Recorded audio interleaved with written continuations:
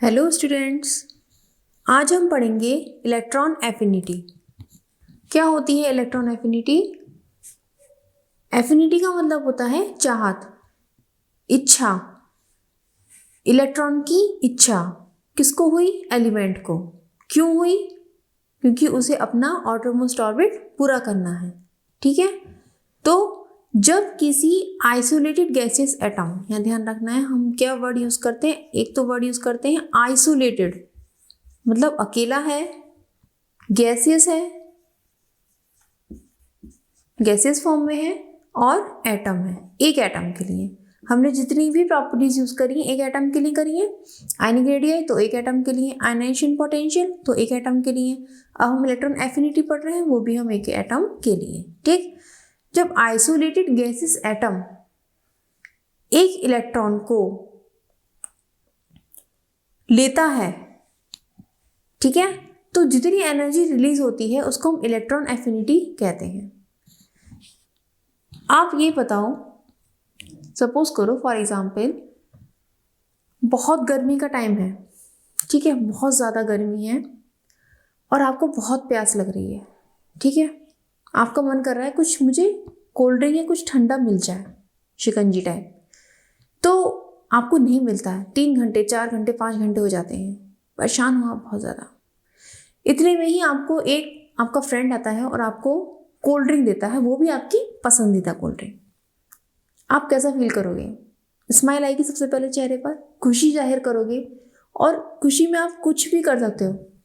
आप गा सकते हो, डांस कर सकते हो, कुछ भी कर सकते हो, उछल कूद कर सकते हो। तो वो खुशी जाहिर जो आपको किस चीज़ की रिक्वायरमेंट है, कोल्ड ड्रिंक की, और वो आपको मिल रही है, तो उसके एवज में आप क्या कर रहे हो? खुशी जाहिर कर रहे हो, अपनी एनर्जी को रिलीज कर रहे हो। खुशी में क्या करते हैं हम? उछल कूद करते हैं, मुस्कुराते हैं, डांस करते हैं, अपनी एनर्जी को रिलीज करते हैं। ठीक है, तो इसी तरह से एक एलिमेंट है जिसको इलेक्ट्रॉन की बहुत चाहत है, ठीक है, और उसे इलेक्ट्रॉन मिल जाए तो वो क्या करेगा? अपनी खुशी जाहिर करेगा। खुशी जाहिर किस तरह से करेगा? एनर्जी को रिलीज करके करेगा। तो वो जो एनर्जी का अमाउंट रिलीज होता है, ठीक है, तो इलेक्ट्रॉन की वो कैपेसिटी, जो एलिमेंट की वो कैपेसिटी जिस कैपेसिटी से वो इलेक्ट्रॉन को अट्रैक्ट करता है, ठीक है, वो तो कहलाती है इलेक्ट्रॉन एफिनिटी। क्लियर है?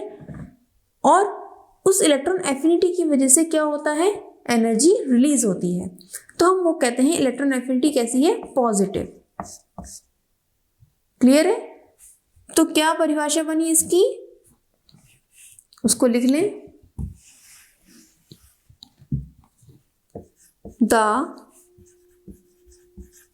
Amount of energy released when an electron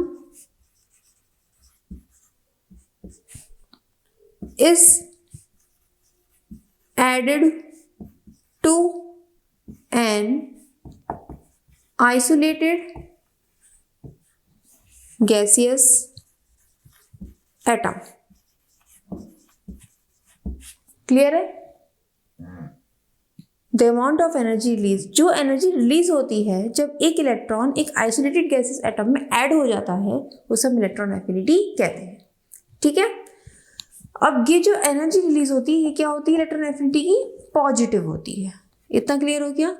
अब इलेक्ट्रॉन एफिनिटी के साथ आजकल एक वर्ड और आप पढ़ रहे होंगे, बुक्स में भी और इधर उधर जहाँ भी आप पढ़ रहे होंगे, इलेक्ट्रॉन गेन एंथैल्पी। ये क्या होता है? इसका इलेक्ट्रॉन एंथैल्पी के साथ क्या रिलेशन है? ठीक है, ये समझना भी बहुत ज़रूरी है। What is electron gain enthalpy? Electron gain enthalpy को हम देखो, एंथैल्पी को हम डेल्टा एच से डिनोट करते हैं, और चूंकि इलेक्ट्रॉन गेन एंथैल्पी है तो हम इसे इलेक्ट्रॉन गेन IG से डिनोट कर देते हैं। बात क्लियर हो गई? ठीक है, ये क्या होती है इलेक्ट्रॉन गेन एंथैल्पी, इसको समझना भी ज़रूरी है। मैंने कहा जब आप खुश होते हो, कब? जब आपको बहुत ज़्यादा एक चीज़ की रिक्वायरमेंट है, जैसे कोल्ड ड्रिंक की गर्मी में रिक्वायरमेंट और आपको मिल गई, आप खुश होकर अपनी खुशी जाहिर कर रहे हो, अपनी एनर्जी को रिलीज कर रहे हो। तो आप जो अपनी एनर्जी को रिलीज कर रहे हो, इलेक्ट्रॉन एफिनिटी तो पॉजिटिव हो गई क्योंकि आप पॉजिटिव बिहेव कर रहे हो। ठीक है, इसको इस तरह से रिलेट करो ताकि याद रहे। आप पॉजिटिव बिहेव कर रहे हो तो आपकी एनर्जी रिलीज हो गई। ठीक है, इलेक्ट्रॉन एफिनिटी पॉजिटिव हो गई। लेकिन उसमें हो क्या रहा है, इस प्रोसेस में आपकी एनर्जी कम हो रही है, धीरे धीरे कम हो रही है। भाई आप एनर्जी अपनी दे रहे हो, आप डांस करो, उछल कूद रहे हो, कुछ भी करो, तो उससे क्या एनर्जी कहीं ना कहीं रिलीज हो रही है आपकी बॉडी से, तो एनर्जी कम हो रही है। तो ये जो रिएक्शन हो रही है, ये रिएक्शन किस तरह की रिएक्शन है? एक एक्सोथर्मिक रिएक्शन हुई। एक्सोथर्मिक मीन्स एनर्जी निकल रही है। ऐसी रिएक्शंस जिसमें एनर्जी निकलती है उनको हम क्या बोलते हैं? एक्सोथर्मिक। तो उसके लिए तो जो एनर्जी रिएक्शन की जो हीट आती है, हीट ऑफ रिएक्शन क्या होती है? हम डेल्टा एच बोलते हैं उसको, एंथैल्पी, वो नेगेटिव वैल्यू होती है। हीट ऑफ रिएक्शन क्या हो जाती है? इसको हम क्या बोलेंगे यहाँ पे? Heat of reaction. Heat of reaction ये कैसी होगी? नेगेटिव वैल्यू होगी। यही वजह है इलेक्ट्रॉन गेन एंथैल्पी नेगेटिव होती है। जस्ट अपोजिट है, जब इलेक्ट्रॉन एफिनिटी पॉजिटिव होगी, ठीक, तो इलेक्ट्रॉन गेन एंथैल्पी क्या हो जाएगी? Negative value. ठीक, इसको एग्जाम्पल से समझते हैं। जैसे ऑक्सीजन गैसेस फॉर्म में है, एक एटम ऑक्सीजन का एक इलेक्ट्रॉन लेता है तो क्या बनाता है? O minus. क्लियर है? तो कितनी एनर्जी इस प्रोसेस में रिलीज होती है? 1 माइनस 141 किलो जूल पर मोल। ये अगर हम एक मोल के लिए लें तो कितनी एनर्जी रिलीज होगी? 141 किलो जूल। हमने यहाँ माइनस लिया है तो ये क्या है? Heat of reaction. ये क्या होगी? Heat of reaction. और ये जो हीट ऑफ रिएक्शन है इसी को हम क्या बोलेंगे? Electron gain enthalpy. ये हो गया इसका इलेक्ट्रॉन गेन एंथैल्पी। ठीक है, ये क्या वैल्यू हो गई? माइनस में, जबकि ये खुशी जाहिर कर रहा है। इलेक्ट्रॉन एफिनिटी क्या है इसकी? पॉजिटिव है। लेकिन जब इलेक्ट्रॉन गेन एंथैल्पी की बात आएगी तो वो हो जाएगी नेगेटिव, क्योंकि ये एक्सोथर्मिक रिएक्शन हुई, इसमें एनर्जी रिलीज हो रही है क्योंकि ये खुशी खुशी इलेक्ट्रॉन को एक्सेप्ट कर रहा है। ठीक है, अब मैं आपको इसका फर्दर दूसरा केस बताती हूँ। दूसरा केस क्या है? अब इसके पास क्या हो गया? O माइनस हो गया, ऑलरेडी इलेक्ट्रॉन है। अब क्या ये इलेक्ट्रॉन लेना चाहेगा दूसरा? अब आप मुझसे ये कहोगे नहीं, अपडेट पूरा करने के लिए 2 इलेक्ट्रॉन चाहिए, आराम से ले लेगा एक इलेक्ट्रॉन। ठीक है, लेकिन चूंकि यहाँ नेगेटिव चार्ज है, नेगेटिव चार्ज को रिपेल नहीं करेगा, ऑब्वियसली करेगा। मैं इसमें एक और इलेक्ट्रॉन जोड़ूं तो इसका नेगेटिव चार्ज इस नेगेटिव चार्ज को रिपेल नहीं करेगा, तो क्या इसको जुड़ पाना इतना आसान होगा? ये खुशी खुशी एक्सेप्ट करेगा उसको? नहीं करेगा। इसमें तो ऑलरेडी नेगेटिव चार्ज है तो ये खुशी खुशी एक्सेप्ट नहीं करेगा। ठीक है, तो क्या होगा? अब इसमें इलेक्ट्रॉन को डालना मुश्किल हो जाएगा, जिसकी वजह से हमें एनर्जी बाहर से देनी पड़ेगी। अब एनर्जी बाहर से देनी पड़ेगी तो क्या होगा? तब जाके O-2 बनेगा, क्योंकि एनर्जी बाहर से देनी पड़ेगी।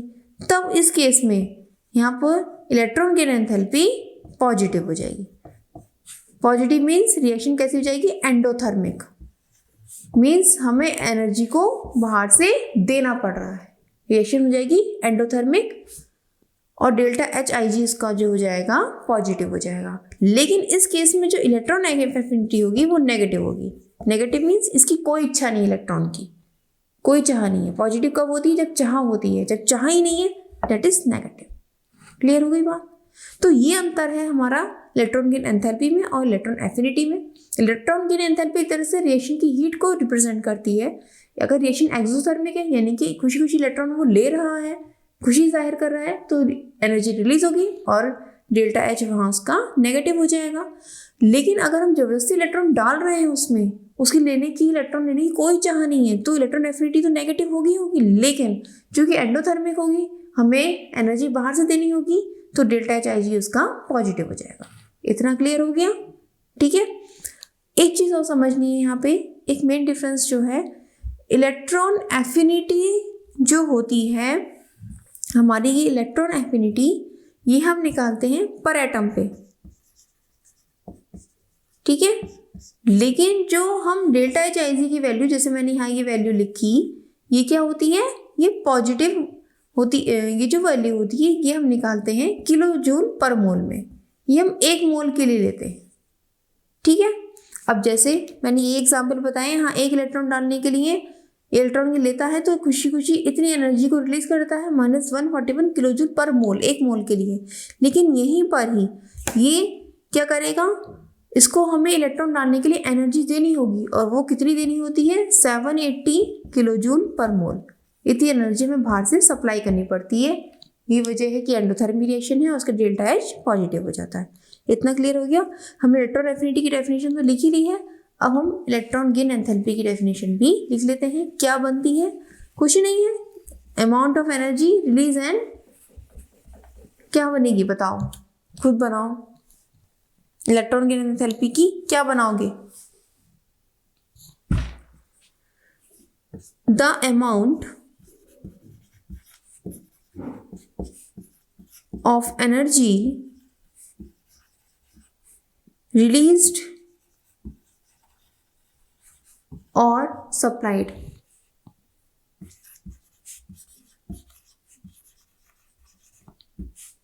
when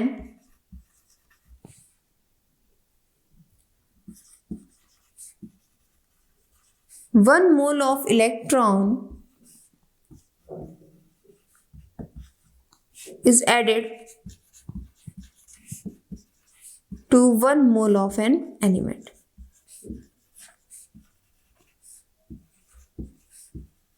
यहाँ पे हमने क्या ले ली, यहाँ पे हमने लिया 1 मोल, ठीक है। 1 mole of electron is added to 1 mole of an element.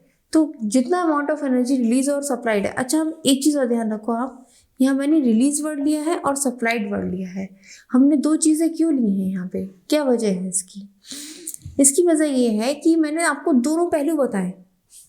Sorry, ये इलेक्ट्रॉन गेन एंथैल्पी है, ये जो हम पढ़ रहे हैं वो क्या है हमारा, इलेक्ट्रॉन गेन एंथैल्पी, ठीक है। ये उसकी डेफिनेशन। ये जो हमने बताया अभी आपको, रिलीज और सप्लाइड 2 चीज़ के लिए, कि आप इलेक्ट्रॉन एफिनिटी की जो डेफिनेशन लिखी है उसमें भी और सप्लाइड वर्ड ऐड कर लीजिए, रिलीज्ड और सप्लाइड। क्यों? क्योंकि दोनों कंडीशन होती हैं, एनर्जी या तो निकलेगी या बाहर से देनी पड़ेगी, ठीक। दोनों कंडीशन होती हैं, इसलिए इलेक्ट्रॉन गेन एंथैल्पी में भी दोनों कंडीशन होती हैं। दोनों एक ही चीज़ें हैं, बस वो हम एक एटम के लिए लेते हैं, आइसोलेटेड गैस एटम के लिए, और यहाँ पे हम 1 मोल एलिमेंट के लिए यूज़ करते हैं। क्लियर हो गई बात? वहाँ इलेक्ट्रॉन एफिनिटी अगर पॉजिटिव है, इलेक्ट्रॉन गेन एंथैल्पी नेगेटिव होगी, ठीक, ओके। चलिए अब हम आगे पढ़ते हैं फैक्टर्स अफेक्टिंग,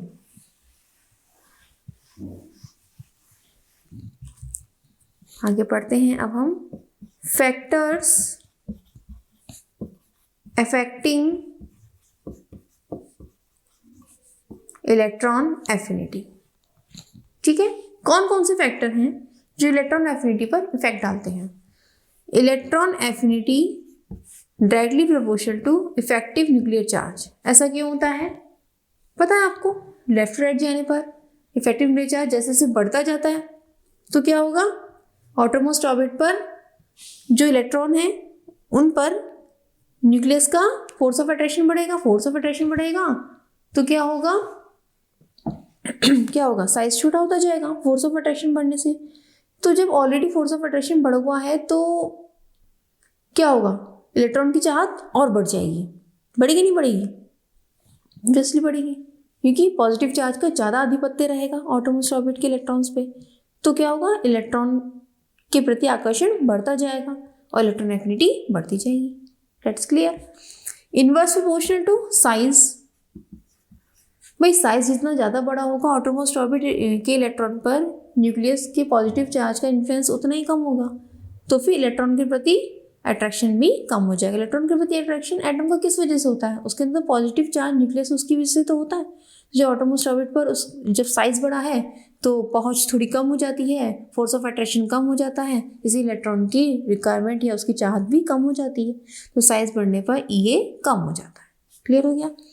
एक चीज़ और है, inverse proportional to screening effect. Screening effect अब आप बताओ क्या होता है स्क्रीनिंग इफेक्ट? रिवाइज करो अपने माइंड में जिससे याद आए। स्क्रीन करना, ठीक है। जो पॉजिटिव चार्ज न्यूक्लियस है उसके चारों ओर का जो इलेक्ट्रॉन का घेरा है वो उसको कितना स्क्रीन कर पाता है। अगर ज़्यादा स्क्रीन करेगा तो क्या होगा?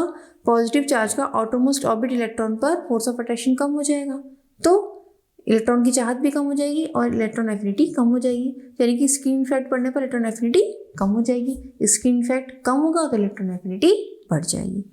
क्लियर हो गई बात? ठीक है। अब एक चीज़ और आती है, inverse proportional to stability. Stability जब ज़्यादा होगी तो इलेक्ट्रॉन एफिनिटी कम हो जाएगी। ठीक है।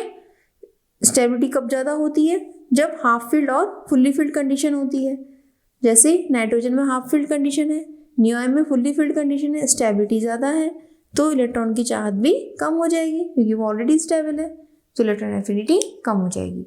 तो ये फैक्टर्स थे जो इलेक्ट्रॉन एफिनिटी पर इफेक्ट डालते हैं, ये आप नोट कर लीजिए। ठीक है, शॉर्ट में बता दिया है मैंने, कॉन्सेप्ट एक ही है जैसा हम पिछले पढ़ते आए हैं। ठीक, अब नेक्स्ट हम पढ़ेंगे successive electron affinity.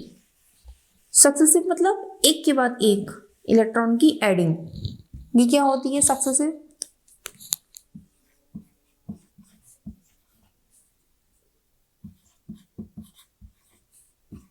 Successive electron affinity, जैसे ऑक्सीजन, मैंने भी एक एग्जाम्पल से आपको बताया था, एक इलेक्ट्रॉन मैंने इसमें ऐड करा, ये हमने गैसियस स्टेट में लिया है तो ऑक्सीजन माइनस गैसियस स्टेट में बन जाता है।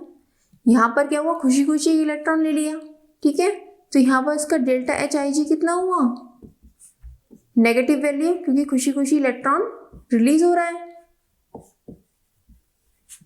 ठीक, अब खुशी खुशी एनर्जी रिलीज हो रही है।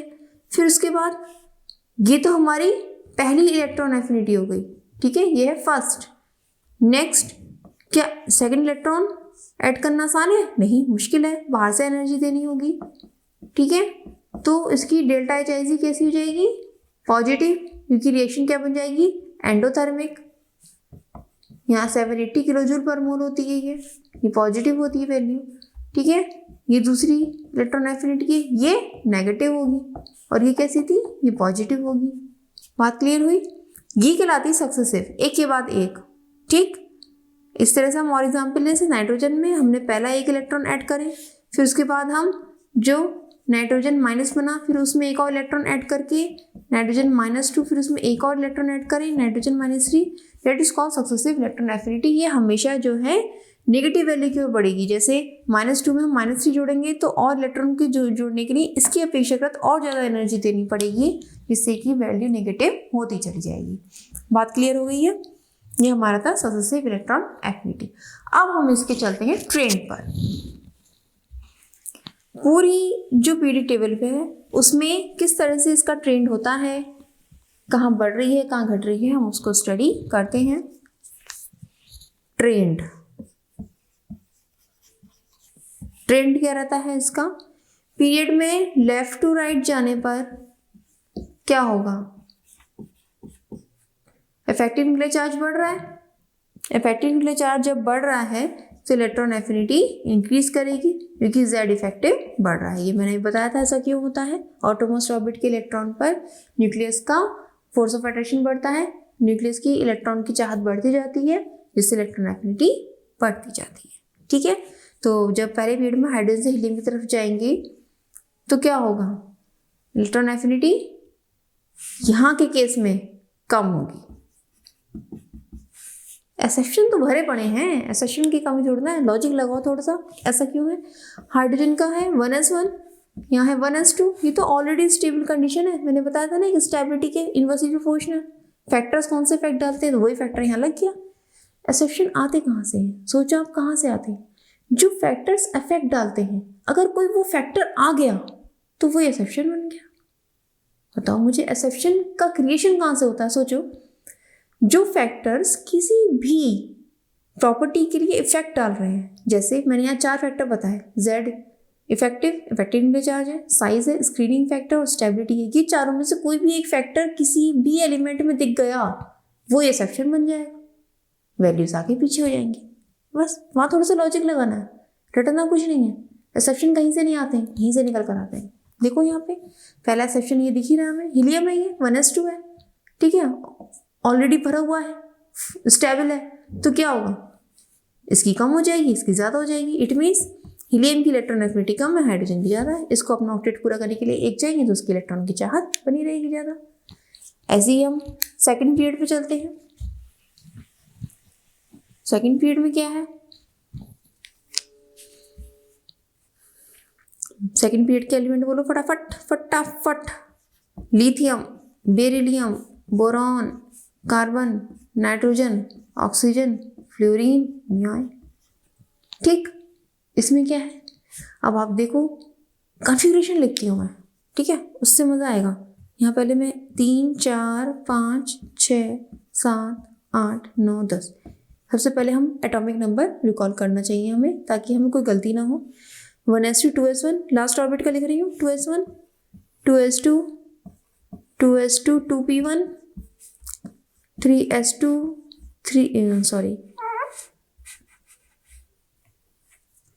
2s2 2p2 2s2 2p3 2s2 2p4 2s2 2p5 and 2s2 2p6।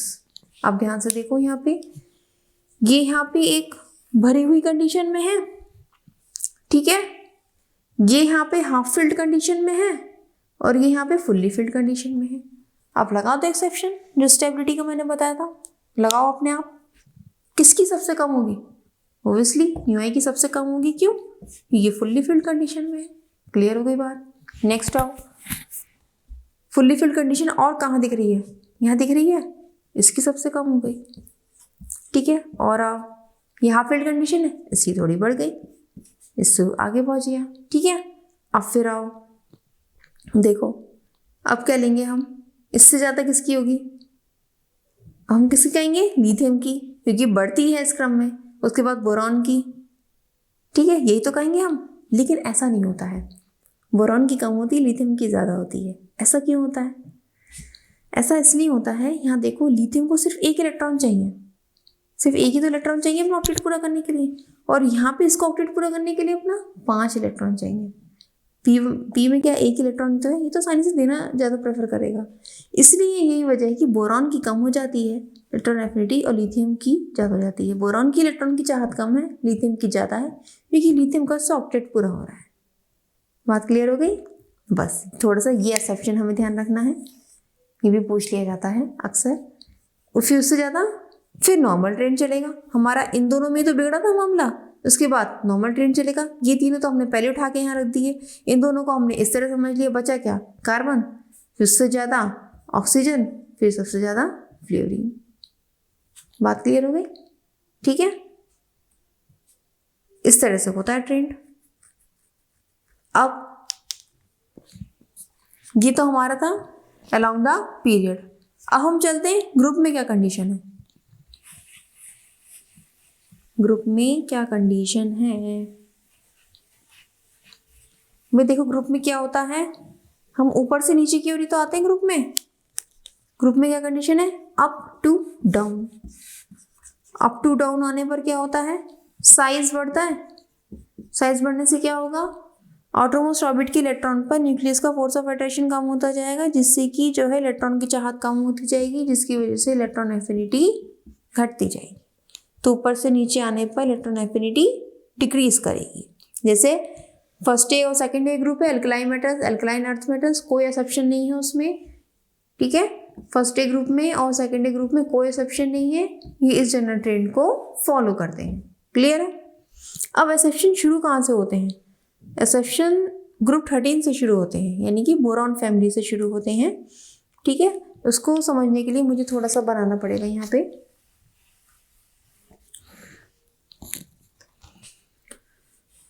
मैं इसे भी थोड़ा सा मिटा लेती हूँ।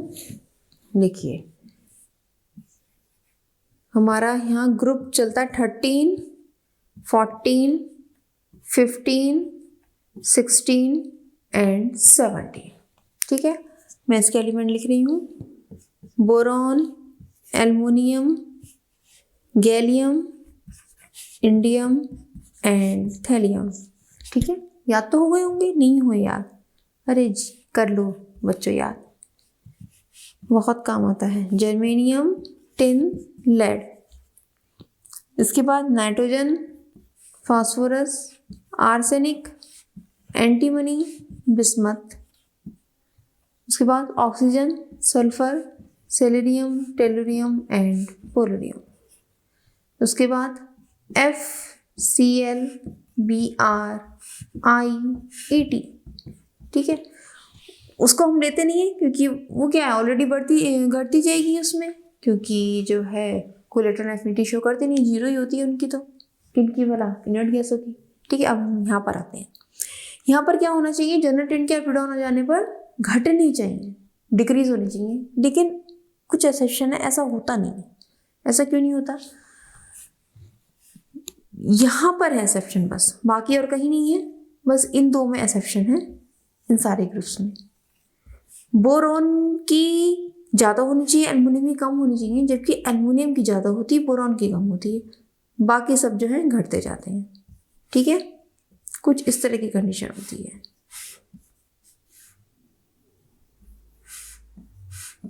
ये तीर समझ में आ रहे हैं या कुछ अलग ही दिख रहे हैं, चिलकों के टाइप? ठीक है, इसको अभी मैं ट्रांसफर्स लिख दूंगी। कैसे होता है, ऐसा क्यों होता है, ये एक्सेप्शन क्यों है, इसकी वजह जानना जरूरी है। ऐसा इसलिए होता है क्योंकि जो बोरॉन है उसका साइज छोटा है। ठीक है, वो इलेक्ट्रॉन को रख नहीं पाता। एफिनिटी में क्या होता है, इलेक्ट्रॉन को एक्सेप्ट करना होता है। केवल अट्रैक्शन ही नहीं है, सबसे पहले अट्रैक्शन तो है ही है, जो है अट्रैक्ट करेगा तभी तो एक्सेप्ट करेगा, अट्रैक्शन तो है ही है, साथ में एक्सेप्टेंस भी है। और एक्सेप्ट कौन कर पाएगा, जिसके पास जगह होगी। भैया जब घर इतना बड़ा होगा तभी तो किसी और मेहमान को रख लोगे, जब घर ही बड़ा नहीं तो मेहमान कैसे रह लेंगे, वो तो भाग लेगा। तो यही वजह है, बोरॉन छोटा है, एल्युमिनियम के पास जगह है। ऐसा क्यों है, देखो इसको भी समझ लो। बोरॉन का जो होता है, कितना होता है एटॉमिक नंबर, जल्दी फटाफट बोलो, बोलो भाई। यस 5 होता है, जगाने के लिए बोला था, कहीं सो तो नहीं रहे हो। ठीक है, तो उसका कॉन्फिगरेशन लिखो 1s2, 2s2, 2p1। ठीक है, एल्युमिनियम का कितना होता है, फटाफट बोलो, 13, 1s2, 2s2, 2p6, 3s2, 3p1 लगाओ। ठीक है, अब यहाँ पर क्या कंडीशन है, यहाँ पर सिर्फ 2 ही है शेल, यहाँ है 3 सब शेल। यहाँ पे क्या है, खाली 3D ऑर्बिटल बिल्कुल खाली पड़ा हुआ है इसके पास अपना ऑर्बिटल पूरा खाली है, आराम से इलेक्ट्रॉन आ सकता है। जबकि इसके पास d ऑर्बिटल है ही नहीं, आराम से इलेक्ट्रॉन आने की गुंजाइश है ही नहीं।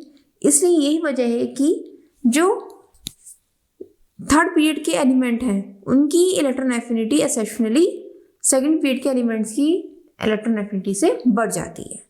ठीक है, ऐसा सभी के केस में है, केवल इसमें ही नहीं है। सिलिकॉन की ज़्यादा है कार्बन से, फास्फोरस की ज़्यादा है नाइट्रोजन से, और सल्फर की ज़्यादा है ऑक्सीजन से, और क्लोरीन की ज़्यादा है फ्लोरीन से। क्लोरीन तो एक्सेप्शनली पूरी पीरियड टेबल में सबसे ज़्यादा इलेक्ट्रॉन एफिनिटी वाला एलिमेंट है, कि ध्यान रखना है। Chlorine has highest, that is has highest electron affinity. ठीक है, इसे आप नोट कर लें। तो ये एक्सेप्शन है। अब इसको मैं ट्रांसफर से देती हूँ जिससे आपको समझ में आ जाए और क्लियर हो जाए। ये तो भाई याद करने की सहूलियत है, हमें किस तरह से चीज़ समझ में आ जाए और याद रहें, उस तरह से आप लिख लो उसको, कोई दिक्कत नहीं है। क्या रहा हमारा, सबसे ज़्यादा एल्युमिनियम, उससे कम बोरॉन, उससे कम गैलियम, उससे कम इंडियम एंड देन उससे कम थैलियम। ये हमारा हो गया ग्रुप 13। ठीक है, ग्रुप 14 में लिख लो आप सिलिकॉन, फिर उससे कम कार्बन, फिर उससे कम जर्मेनियम, उससे कम टिन एंड देन उससे कम लेड। ठीक है, ग्रुप 15 में लिख लो आप, सबसे ज़्यादा फास्फोरस, उससे कम नाइट्रोजन, उससे कम आर्सेनिक, उससे कम एंटीमनी एंड देन उससे कम बिस्मथ। ग्रुप 16 लिख लो आप, सल्फर सबसे ज़्यादा, उससे कम ऑक्सीजन, उससे कम सेलेरियम, उससे कम टेलुरियम एंड देन उससे कम पोलोनियम। ग्रुप 17 लिखो, उसमें सबसे ज़्यादा chlorine, that is highest electron affinity all over periodic table, and then fluorine, फिर bromine, then iodine and then astatine. ठीक है, तो ये हमारा ट्रेंड हो गया विद एक्सेप्शन। ये ध्यान रखना है, एक्सेप्शन हमारा यहाँ पे है। क्लियर है? तो ये हमारा हो गया पूरा ग्रुप में किस तरह से इसका वेरिएशन होता है। ठीक है, हमारी ये इलेक्ट्रॉन एफिनिटी का बेसिक कॉन्सेप्ट क्लियर हो गया। ठीक है, और नेक्स्ट हमारा एक प्रॉपर्टी बचती है इलेक्ट्रोनेगेटिविटी, उसे मैं नेक्स्ट वीडियो बताऊंगी। तब तक आप पढ़ते रहिए। All the best. अब डिस्कस करते हैं इलेक्ट्रॉन एफिनिटी के प्रीवियस ईयर क्वेश्चंस। ठीक है, फर्स्ट क्वेश्चन देखते हैं। Within each pair of elements F and C L, ये दो पेयर्स दिए गए हैं, fluorine and chlorine, sulphur and selenium, lithium and sodium, the elements that release more energy upon an electron gain. Electron gain यानी कि electron affinity से related question है। Electron gain करने पर कौन ज़्यादा एनर्जी रिलीज करेगा, मैंने आपको बताया था। लेफ्ट टू राइट जाने पर इलेक्ट्रॉन एफिनिटी क्या होती है, बढ़ती है, और अप टू डाउन जाने पर इलेक्ट्रॉन एफिनिटी घटती है। ठीक है, अब एफ एंड सी एल में आप बताओ, अप टू डाउन हो रहा है, इलेक्ट्रॉन एफिनिटी वैसे भी क्लोरीन की ज़्यादा होती है तो क्लोरीन होगा इसमें। सल्फर एंड सेलेनियम में सल्फर ऊपर है, सेलेनियम नीचे है, ऑक्सीजन सल्फर सेलेनियम इस तरह से होता है, तो अप टू डाउन जाने पर घटती है, तो यानी कि सल्फर की ज़्यादा होगी। लिथियम एंड सोडियम में अप टू डाउन जाने पर घटती है तो लिथियम की ज़्यादा होगी। ठीक है, तो हमारा आंसर क्या है, क्लोरीन, सल्फर एंड लिथियम। कहाँ है, that is this, chlorine, sulphur and lithium, तो हमारा ऑप्शन हो गया C. Next, the first IP of Na is 5.1 electron volt, the value of electron gain enthalpy of sodium ion will be. देखिए, sodium का पहला ionization potential, it means क्या, sodium से क्या बना, सोडियम आयन, और एक इलेक्ट्रॉन अलग हो गया, यानी कि सोडियम से सोडियम आयन बनने के लिए इतनी एनर्जी देनी पड़ी। पॉजिटिव है, इट मीन्स ये एनर्जी हमको देनी पड़ी। फर्स्ट आयनाइजेशन पोटेंशियल है उसका 5.1 इलेक्ट्रॉन वोल्ट। इलेक्ट्रॉन की एंथैल्पी क्या होगी, यानी कि इलेक्ट्रॉन, जब कोई भी एलिमेंट इलेक्ट्रॉन लेता है, एक्सेप्ट करता है, तो एनर्जी रिलीज करता है, उसको हम क्या बोलते हैं, इलेक्ट्रॉन एफिनिटी, और उसी का दूसरा नाम होता है इलेक्ट्रॉन गेन एंथैल्पी। अब जो इलेक्ट्रॉन एनर्जी रिलीज करता है एलिमेंट इलेक्ट्रॉन लेने पर, तो वो एनर्जी क्या होती है, क्या होगी, जो आयनाइजेशन पोटेंशियल है, जो एनर्जी उसको देनी पड़ी उसकी नेगेटिव वैल्यू ही तो होगी। इट मीन्स अगर 5.1 इलेक्ट्रॉन वोल्ट एनर्जी हमें देनी पड़ रही है सोडियम से सोडियम आयन बनाने के लिए, तो यानी कि सोडियम आयन प्लस इलेक्ट्रॉन, वही सोडियम आयन जब इलेक्ट्रॉन लेगा तो कितनी एनर्जी रिलीज करेगा, 5.1 इलेक्ट्रॉन वोल्ट, यानी कि जो एनर्जी होगी इसकी निगेटिव वैल्यू होगी, जस्ट रिवर्स इक्वेशन होगी ना, यहाँ पर हम एनर्जी दे रहे हैं और यहाँ एनर्जी निकल रही है, तो डेट इज माइनस साइन आ जाएगा उसमें, और उतनी एनर्जी होगी रिवर्स वैल्यू में। क्लियर होगी बात, तो ऑप्शन हो गया बी।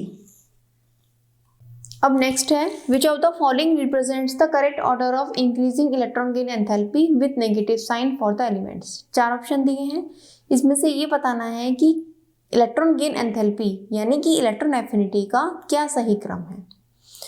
ठीक, अब हमें पहले ये पता लगाना है कि जो चार ऑप्शंस हमें दिए हुए हैं, ये चार एलिमेंट्स की पोजीशन क्या है पीरियडिक टेबल में।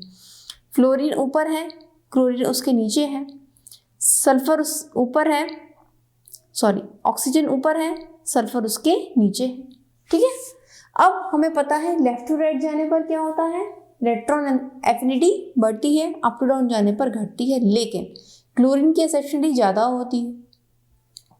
ठीक है, क्लोरीन की एक्सेप्शनली ज़्यादा होती है, और इसी तरह सल्फर की एक्सेप्शनली ऑक्सीजन से ज़्यादा होती है, क्योंकि हमने पढ़ा था अप टू डाउन जाने पर जो हमारे ये थर्ड पीरियड के एलिमेंट्स हैं, इनकी electron affinity exceptionally second period के एलिमेंट से ज़्यादा होती है। क्यों ज़्यादा होती है? अभी हमने पढ़ाई क्यों, क्योंकि इनके पास स्पेस होता है, खाली ऑर्बिटल्स होते हैं, जबकि इनके पास स्पेस नहीं होता है, जिसमें कि इलेक्ट्रॉन को रख नहीं पाते हैं, एक्सेप्ट नहीं कर पाते हैं उसको। ठीक है, इसी वजह से क्लोरीन की एक्सेप्शनली किससे ज़्यादा होती है? फ्लोरीन की। और क्लोरीन की तो एक्सेप्शनली पूरी पीटी टेबल में सबसे ज़्यादा होती है। बात क्लियर हो गई? तो एक ये हमारा ऑर्डर बन गया। अब सल्फर की ज़्यादा होगी ऑक्सीजन से, दैट इज कम सल्फर और उससे कम ऑक्सीजन। ये बात क्लियर हुई? अच्छा, अब इन दोनों में पूछा जाए तो फ्लोरीन की ही ज़्यादा होगी, क्योंकि हम कहीं ना कहीं राइट साइड को जा रहे हैं ना, राइट साइड में हमारा क्या है, इलेक्ट्रॉन एफिनिटी बढ़ती है, तो इसलिए फ्लोरीन की ज़्यादा होगी सल्फर से। बात क्लियर हो गई? तो ये ऑर्डर बनेगा हमारा। अब आप ये देख लो ऑप्शन कहाँ पर है, डेट इज ये भी नहीं, ये भी नहीं, ये ऑप्शन है। ठीक है, तो ये हमारा आंसर हो गया B. Next, which of the following options the order of arrangement does not agree with the variation of property indicated against it? ये हमारा वेरिएशन दिया गया है, इंक्रीजिंग ऑर्डर है सब में, और ये दिया गया है इसके रेस्पेक्ट में। कौन सा सही नहीं है वो हमें सिलेक्ट करना है। तो पहले हम देखते हैं कौन कौन सा सही है, कौन कौन सा नहीं है। चलिए, boron, carbon, nitrogen and oxygen. पहला, आयनाइजेशन पोटेंशियल। अब इसके लिए हमें क्या करना होगा, बोरॉन पे जाते हैं। बोरॉन का क्या होता है, 5 1s2 2s2 2p1। कार्बन का देखो आप, 1s2 2s2 2p2। नाइट्रोजन का देखो, 1s2 2s2 2p3। और फिर ऑक्सीजन का देखो, 1s2 2s2 2p4। ठीक है, अब इससे पूछा डज नॉट एग्री। चलिए अब ये देखते हैं, हमने बताया था लेफ्ट टू राइट जाने पर आयनाइजेशन पोटेंशियल बढ़ता है, लेकिन यहाँ पर बढ़ रहा है, कोई प्रॉब्लम नहीं, यहाँ भी कोई प्रॉब्लम नहीं। डेट इज एक्सेप्शनल केस, क्योंकि यहाँ क्या है, हाफ फिल्ड कंडीशन है नाइट्रोजन की, तो इसका एक्सेप्शनली आयनाइजेशन पोटेंशियल ऑक्सीजन से ज़्यादा हो जाता है। तो यानी कि हमारा ऑर्डर क्या होना चाहिए, बोरॉन, उससे ज़्यादा कार्बन, उससे ज़्यादा ऑक्सीजन, उससे ज़्यादा नाइट्रोजन, जबकि दिया क्या है ये, यानी कि ये गलत है। इट मीन्स ये हमारे आंसर में इंक्लूड हो जाएगा। ये ऑर्डर तो गलत है, देखिए इसने कहा ना डज नॉट एग्री, तो डेट इज दिस, तो एक हमारा आंसर ये हो गया। देखते कोई और तो नहीं है। अब इस पर आओ आप, इलेक्ट्रॉन एफिनिटी की बात कही है भाई, ये तो हमें देखते ही बन रहा है इलेक्ट्रॉन एफिनिटी। अभी अभी हमने पढ़ा है क्लोरीन की एक्सेप्शनली सबसे ज़्यादा होती है, और यहाँ पर दिखा रखा है फ्लोरीन की ज़्यादा है, तो एक हमारा आंसर ये हो गया, ये गलत है option. Lithium, sodium, potassium, rubidium, metallic radius. भाई देखो ऊपर से नीचे जाने पर रेडियस बढ़ती है, चाहे वो मेटालिक हो चाहे कैसी भी रेडियस हो। लिथियम, सोडियम, पोटेशियम, रुबिडियम, ये ऑप्शन यानी कि सही है, यानी कि ये हमारा आंसर नहीं है। ये ऑर्डर सही है, इसका मतलब ये आंसर नहीं है। अब यहाँ पर आओ, आयनिक रेडियाई, हमने भी पढ़ा था ionic radii isoelectronic species, isoelectronic species है ये सब। तो उसमें हमने ये पढ़ा था कि आइसोइलेक्ट्रॉनिक स्पीशीज में कैटायन की रेडियाई सबसे छोटी होती है और एनायन की रेडियाई सबसे बड़ी होती है। जितना चार्ज है उतनी छोटी रेडियाई कैटायन की, जितना ज़्यादा चार्ज है एनायन का उतनी बड़ी रेडियाई। पढ़ा था ना, ionic radii is directly proportional to charge of cation, ठीक है, inversely proportional to charge of anion. तो ये ऑर्डर भी सही है, यानी कि ये भी हमारा आंसर नहीं है। तो हमारा कौन सा वेरिएशन ऐसा है जो गलत है, that is A and B. तो हमारा आंसर क्या हुआ यहाँ पे, ए एंड बी। ठीक है, तो ये हो गए आपके previous year questions. I hope आपको समझ में आया होगा, और अगर आपको वीडियो अच्छी लगी हो तो आप अपने फ्रेंड्स को शेयर कीजिए, लाइक कीजिए, और आप चाहते हैं ऐसी हेल्पफुल वीडियो और आगे आती रहे तो आप चैनल सब्सक्राइब कीजिएगा। नेक्स्ट वीडियो में मिलते हैं, तब तक आप पढ़ते रहिए। All the best.